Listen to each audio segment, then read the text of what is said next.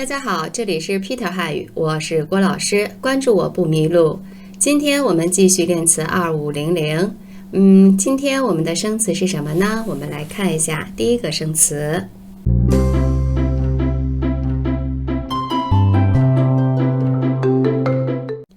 第一个生词呢是个成语，不择手段。好。那么词呢，我们把它分开看的时候呢，不是否定的，择呢是选择啊，我们可以理解为考虑，手段呢就是方法啊。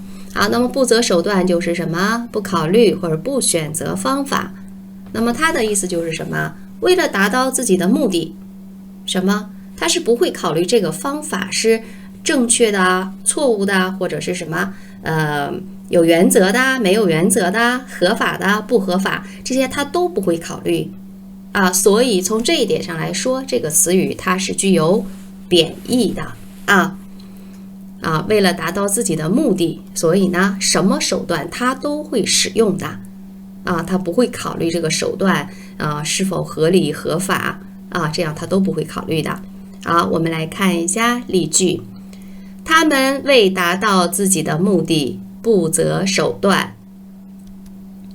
不择手段的成功，没有人羡慕。好，第二个生词，不止不止的止呢，就是停止不停止，它是不停止在某一个位置不停止在某一个位置。如果它后边接数量呢，就是不停止在这个数量这儿，那么就是什么？超过了这个，或者说也就是说比这个多比如说不止10个，那么可能就是什么？超过了10个还有呢，就是不停止，比如说是什么呢？哭泣不止，就是这个孩子一直哭不停止。好，我们来看一下搭配。不止5个，奋斗不止。例句：他买的苹果不止5个。生命不息，奋斗不止。好，第三个生词，布告。这个词呢是名词，也是动词好，那么其实就是什么？它就类似于就是说类似于通知那种，但是这个呢是相对来说是比较正式的，跟我们哪一个词呢？公告这个词差不多。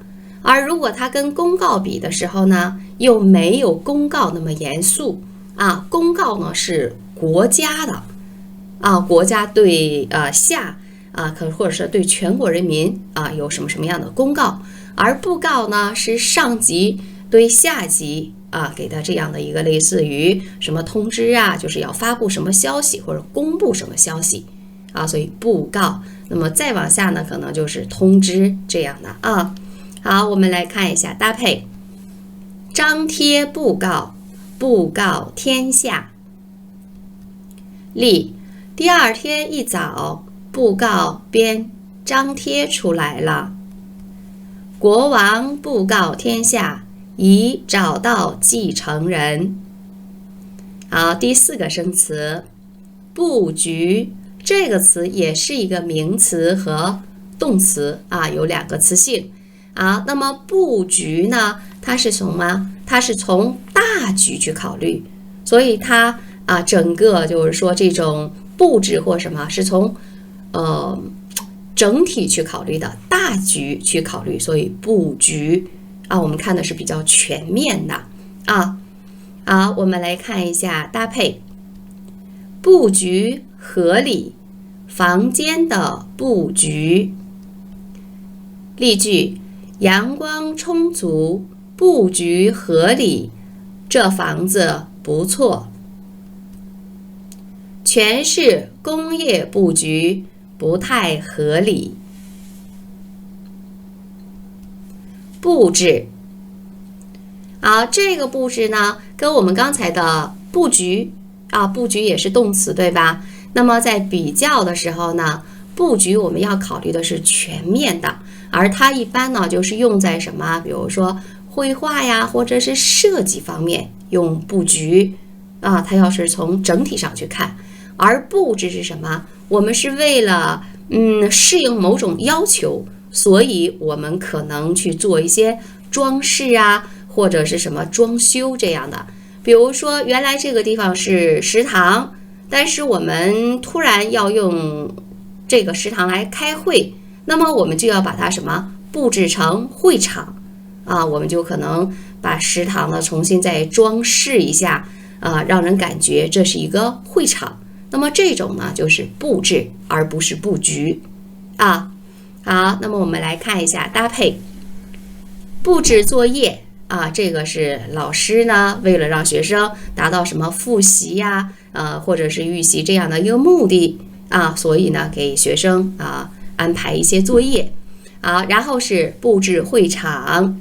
好，例句：老师布置的作业都写完了吗？下午我们商量商量如何布置会场。好，步伐。那么步伐这个词呢，其实就是我们走路的时候的脚步，这个步字。好，步伐和这个脚步或者是步子比较的时候，步伐这个词呢，它是比较抽象的啊，相对于步子和步伐呢是比较抽象的。我们比如说是什么？改革的步伐，还有什么前进的步伐啊？所以这种呢都是什么一种比较抽象的啊。好，我们看搭配：整齐的步伐，加快步伐。例句：运动员迈着整齐的步伐进入会场，他加快了步伐。好，第7个生词部署。那么这个部署是什么呢？是一般指的是什么？在大的方面啊，比如说涉及到军队呀，或者是国家的什么工业呀，什么农业啊这样的大的比较全面的，或者说大规模的这种呢，我们是部署，而跟我们刚才的布置就差得非常远了。对吧？布置呢是人人都可以做，但是部署这个你就要考虑是什么？比如说国家呀，什么什么公司啊，什么这种大的全面的，我们才可以用部署这个词啊。好，我们看一下搭配：部署兵力，战略部署。好，例句：西边的兵力部署得调整一下。现代化建设的战略部署计划正在研究中。好，第8个生词部位啊，这个部位呢就是什么？整体中的某一个零件啊，或者是某一部分，这个就是部位啊。比如说人身体啊，人的身体啊，嗓子啊，或者是什么还有其他的心肝脾呀，这些都是什么？人体的一个部位啊。好，我们来看一下搭配：发音部位，关键部位。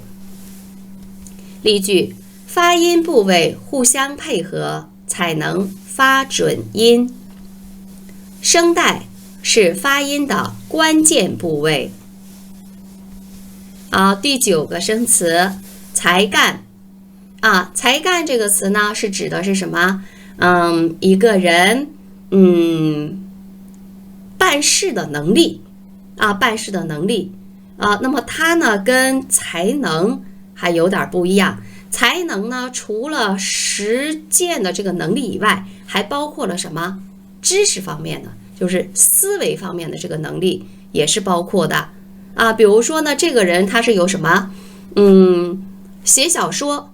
这个写小说是什么？它是一种才能，因为它是要有什么思维方面的能力，所以不能说他有写小说的才干，这个是不可以的啊。好，我们来看一下它的搭配：增长才干，杰出的才干。例句：他想方设法增长自己的才干，他具有杰出的领导才干。好，我们看一下同义词才能，刚才我们说过了才干和才能的区别啊。最后一个生词财富。财富这个词呢，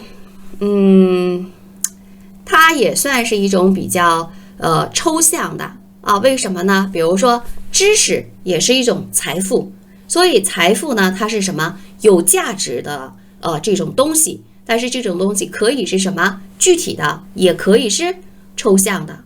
像我说知识就是抽象的，但是它也是一种财富，对吧？那么朋友朋友间的友谊你有这种友谊，那也是一种财富因为这种东西是有价值的，是抽象的。